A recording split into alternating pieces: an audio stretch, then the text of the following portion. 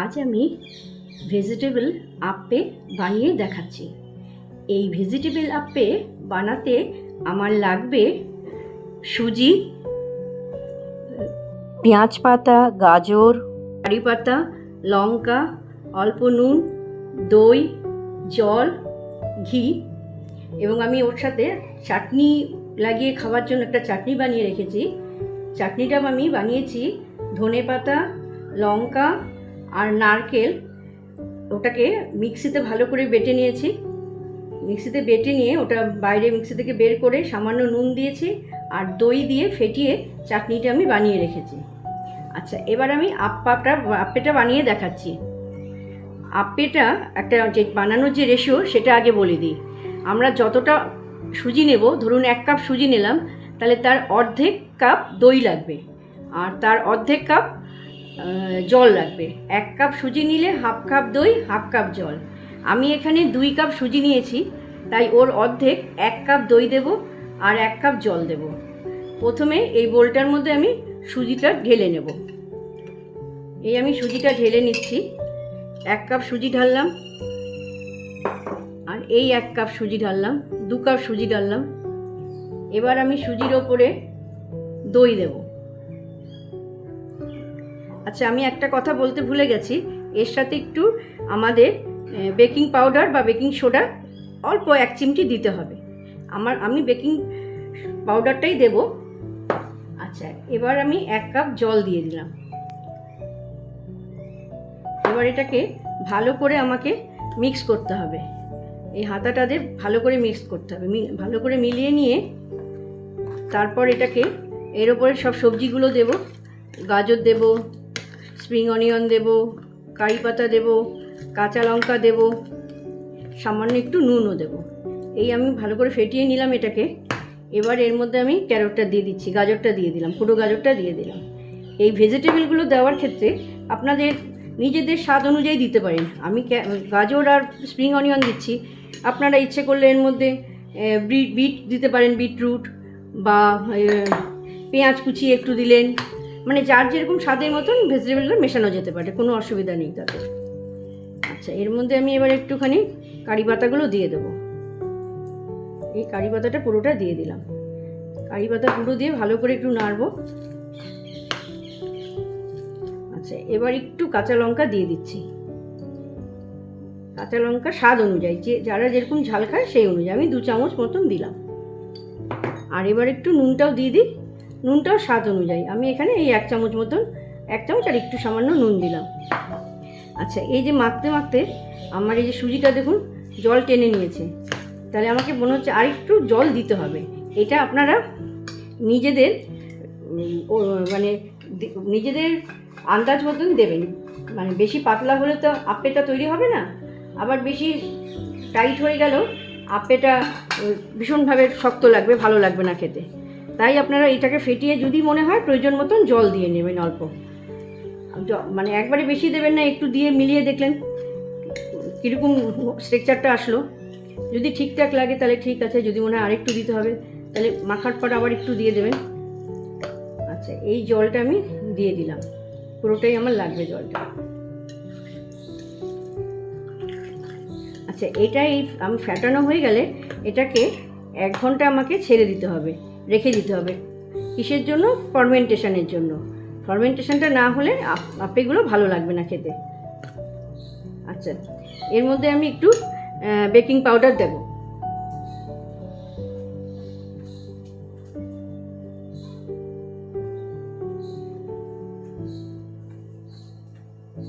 এই যে baking powder আপনারা দেখতে পাচ্ছেন, এটা আমি এই ছোট 1 চামচের মতন দেব।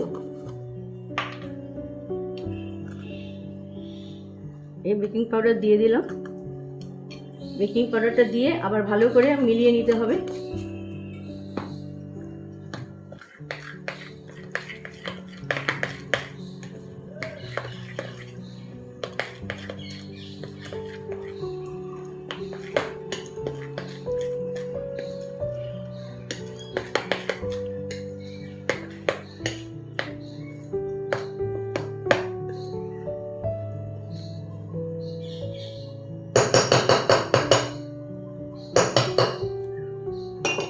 এবার এটাকে আমি ঢেকে দেবো প্লেট দিয়ে।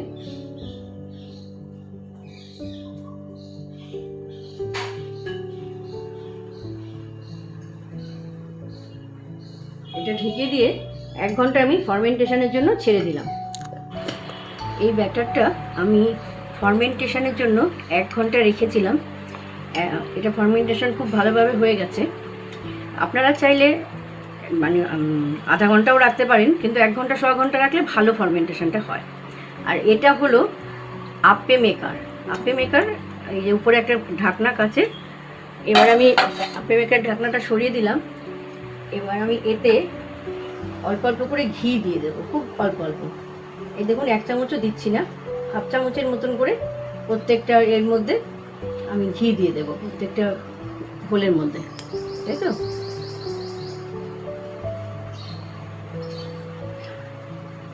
ঘি খুব অল্প দিতে হয়, বেশি দেওয়ার কোনো প্রয়োজন নেই। ঘি যারা খেতে চান না তারা এর বদলে সাদা তেলও দিতে পারেন। কেউ চাইলে অল্প অল্প বাটার দিতে পারেন, মেল্ট করে নিয়ে। যারা বাটার ভালোবাসেন অল্প অল্প করে বাটার দিয়ে দিলেন। এটা দেওয়া জাস্ট আপ্পেটাকে মানে ওঠাতে সুবিধা হয়, সেই কারণে। এবার এটার মধ্যে আমি দিয়ে দিলাম বাটার। আমার এই যে আপ্পে মেকারটা, এটা আমার গ্যাসেও হয় আবার ইন্ডাকশানেও হয়। তো আমি ইন্ডাকশানেই করছি, গ্যাসে করছি না। তো এবার ব্যাটারটা একটু একটু করে প্রত্যেকটা এই ছোট ছোট হোলের মধ্যে দিয়ে দেবো। এটার মধ্যে দিলাম, এইভাবে দিয়ে দিতে হবে। প্রত্যেকটা হোলের মধ্যে একটু একটু করে দিয়ে দিতে হবে। ব্যাটারটা দিয়ে দেওয়া হয়ে গেলে এটাকে খুব সিমে রাখতে হবে। আমি ইন্ডাকশানটাকে খুব লো এতে রাখবো, লো হিটে রাখবো, কারণ ভেতরটাও আস্তে আস্তে কুক হবে।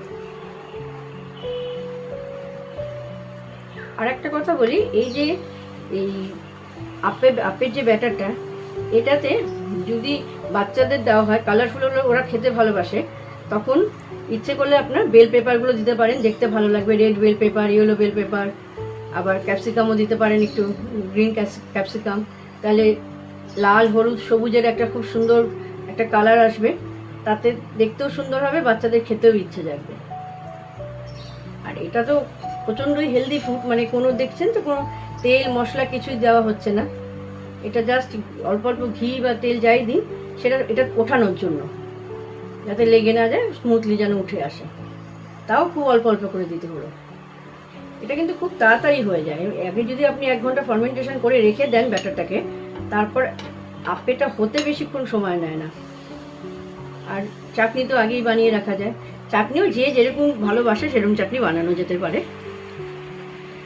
আমি যেমন, আমার বাচ্চারা আমন্ড খেতে চায় না, তো আমি চাটনিতে একটু আমন্ড দিয়ে দিয়েছি, তাহলে এইভাবে ঘুরিয়ে ফিরিয়ে আমন্ডটা খাওয়া হয়ে যাবে ওদের। নারকেল, আমন্ড, ধনেপাতা, লঙ্কা এসব দিয়ে চাটনিটা বানিয়েছি। আচ্ছা, এবার আমি কি করব, ইন্ডাকশানটা অন করে দেব, করে লো হিটে রাখবো, একদম লো হিটে। আমি এই 500-এ রাখলাম। এবার এটাকে আমি 5 মিনিট কুক করার জন্য ছেড়ে দেবো। 5 মিনিট পর আমি এটাকে আস্তে আস্তে উল্টে আবার মানে সামনের পিঠটাকে আবার কুক করার জন্য উল্টে দেবো।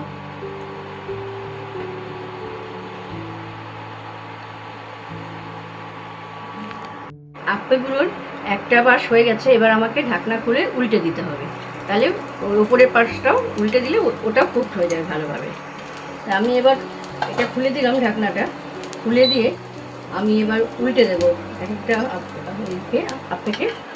এই খুব স্মুথলি খুব সুন্দর উল্টে গেল। কারণ কি, আমরা যে নিচে ঘিটা দিয়েছি, এই ঘিটা না দিলে কিন্তু আটকে থাকছে। অল্প অল্প ঘি হোক, হোয়াইট তেল হোক, বাটার হোক, যা হোক দিতে হবে, তাহলে স্মুথলি উল্টে যায় কী সুন্দর হবে। আর সুন্দর কুকও হয়ে গেছে, দেখুন কী সুন্দর ব্রাউন কালার নিয়ে নিয়েছে। এবার এই পাশটা একটু কুক হয়ে গেলেই হয়ে যাবে, তৈরি হয়ে যাবে আপ্পে।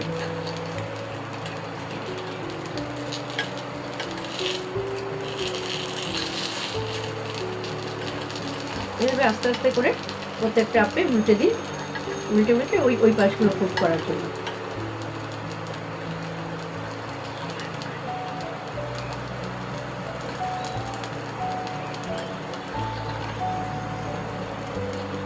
এইভাবে আস্তে আস্তে উল্টে দিতে হবে। উল্টানোর সময় একদিকে একটুখানি দুটো নিচে হাত ব্যবহার করতে হবে, চামচ দিয়ে একদিকটা ধরে নিতে হবে, আর এই আরেকটা চামচ বা যাই হোক, আমি এইটা এই আপ্পে কন্টেনারের সাথে ওরা দিয়েছিল এটা আপ্পে উল্টানোর জন্য, উডেন একটা তো আমি ওটার সাহায্য নিয়ে আস্তে আস্তে উল্টে দিচ্ছি।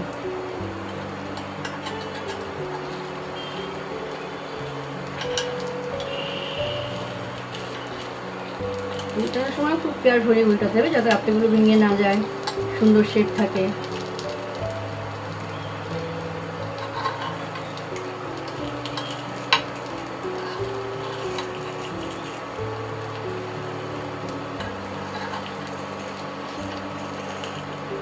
এই আপ্পে কন্টেনার অনেক রকম হয়, এই আমারটা যেমন একরকম দেখছেন আপনি, প্যানের মতন, আবার কড়াইয়ের মতনও হয়, স্টিলের হয়, আর আমারটা রাস্ট আয়রনের।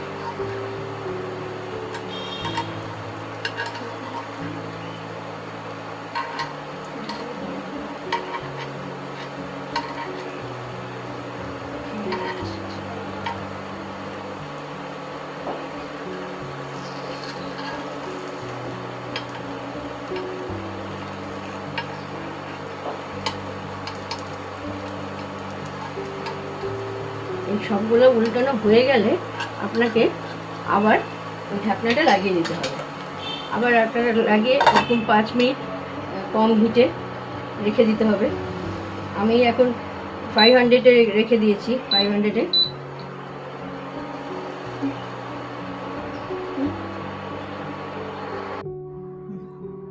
আমাদের আপ্পে তৈরি হয়ে গেছে। আপ্পে এই দেখুন, ওপরটাও পেছনটাও কি সুন্দর কুকড হয়ে গেছে, কি সুন্দর কালার এসছে। এই আপ্পে কিন্তু আমরা ব্রেকফাস্টে খেতে পারি, সন্ধ্যাবেলা স্ন্যাক্সে খেতে পারি, এমনকি বাচ্চাদের স্কুল কলেজে টিফিনেও আপ্পে আমরা দিতে পারি, কারণ এটা ভীষণই হেলদি ফুড। এতে কোনো মশলা তেল কিচ্ছু পড়লো না, মানে বাড়ির সুজি দিয়ে তৈরি এই জিনিসটা। যেই বাচ্চারা দই খায় না তাদের এই আপ্পের মধ্যে দই খাওয়া হয়ে যায়, চাটনিতে দই খাওয়া হয়ে যায়, আর দেখতেও সুন্দর, আর একটু কালারফুল হয় ভেজিটেবলগুলো দেওয়াতে, তো বাচ্চাদেরও খাওয়ার ইচ্ছেটা জাগে। তো আমি দেখি এবার আপ্পেটা একটু ভেঙে কেমন ভেতরটা ভালো কুকড হয়েছে কিনা। ওপরটা তো খুবই সুন্দর হয়েছে, বাহ, ভেতরটাও খুব সুন্দর কুকড হয়েছে এবং সফট। এইভাবে চাটনি লাগিয়ে এবার আমরা খেয়ে দেখি, বাহ, অপূর্ব হয়েছে টেস্ট।